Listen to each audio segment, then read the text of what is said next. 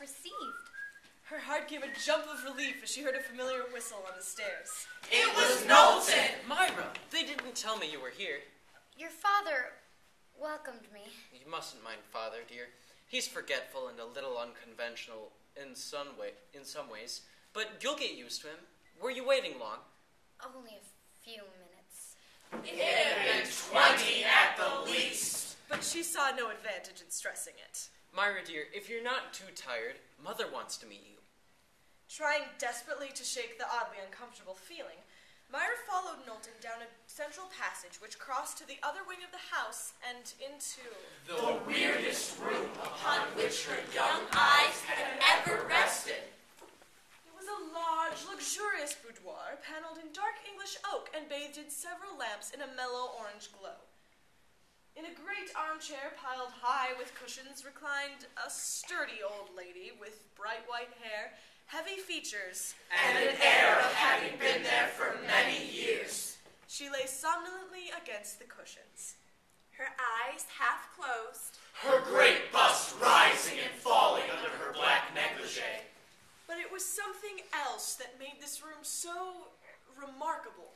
On the carpet, on the chairs and sofas, on the great canopy bed, and on the soft Angora rug in front of the fire. Sat and sprawled and slept an array of white poodle dogs. As Myra and Knowlton entered, a stir went over the dogs. Myra stood back.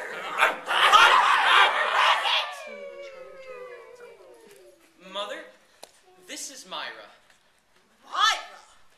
She's visiting us. Remember I told you. Child, you want to marry my son Knowlton? Myra nodded nervously. Yes, Miss Whitney. Say, how old are you? I'm 21, Miss Whitney. Ah, and you're from Cleveland. Hush! Yes, Miss Whitney. Ah! Myra was not certain whether this last interjection was conversation or merely a groan, so she made no answer. You'll excuse me if I don't appear downstairs, but when we're in the East, I seldom leave this room in my little doggies. Well, said Mrs. Whitney with an air of finality, you do seem like a nice girl. Do come again. Good night, Mother. And her eyes sealed gradually up as her head receded back again into the cushions. Myra felt a bit blank as Knowlton closed the door behind her. That evening, Mr. Whitney had insisted on organizing an informal neighborhood vaudeville. Father, did you go and invite a crowd here? I had Monroe call up a few people, just some of the neighbors. I want them to meet Myra. We're all very friendly hereabouts. We give informal things continually. Oh, it's quite delightful. Now I know you're going to love our first performer. Mr. Wolf has been telling me he's been practicing for weeks. The audience doesn't respond. But when Mr. Whitney laughs, the entire audience laughs as if on cue. Mr. Wolf, an elderly man, gave his recitation of the charge of the Light Brigade. Cannons to the right of them, boom! Cannons to the left of them, boom, boom! Into the Valley of Death rode the 600. Before the applause had died down, the Farnsworth sisters appeared on stage, performing a ventriloquist act. I met a man who hadn't had a bite in weeks. What did you do? I bit him. The applause and the vaudeville continued as Mr. and Mrs. Cosgrove took the stage. When I'm calling you, Will I answer true?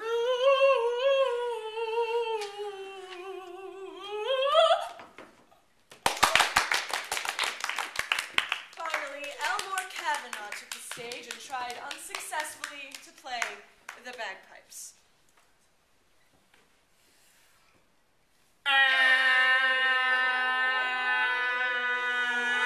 The applause was Keep it going. Ladies and gentlemen, meet Miss Myra Harper. I would like you to know this delightful jewel is to be the wife of my son. Mr. Whitney held out his hand to Myra, but before she realized his intention, he had half led, half drawn her out onto the stage. Miss Harper is not only beautiful, but talented. Do you sing? Well, I... Splendid! Miss Harper will now favor us with a popular song. The audience Immediately took up the clapping. In the first hush, Myra considered a word or two explaining that Mr. Whitney had been under a misapprehension. Then anger came to her assistance. She tossed her head, And those in front saw her lips close together sharply. Advancing to the platform's edge, she whispered the song to the orchestra leader. All right, here goes. She nodded to the orchestra leader and began the verse in a light, clear alto. Another bride, another groom, another sunny honeymoon, another reason, another season. As she sang, a spirit of ironic humor slowly took possession of her. A desire to give them all a run for their money. And she did. She injected an East Side snarl into every word. she rapped. She shimmied. She did a tickle toe step.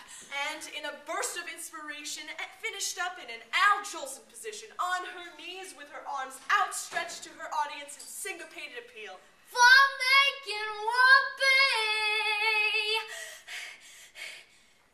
For an instant, there was silence. The silence of a cold tomb. Then, perhaps half a dozen hands joined in a perfunctory applause, which in a second had died completely away. Was I all that bad? Or did it shock him? Mr. Whitney, however, seemed delighted.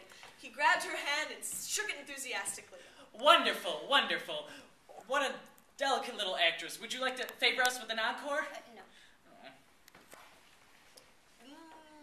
The crowd slowly filed out as Milton joined the pair on stage. Delicious young woman, Knowlton, delicious. She'll be a valuable addition to our little family. It's just been so lonely with just your mother and me. Myra caught Milton's eye and gave him a sympathetic glance. Father, eventually Myra and I will want to live here with you, but for the first few years, I feel an apartment in Manhattan would be... Silence! If you expect one bit of help from me, you'll have it under this roof and no place else.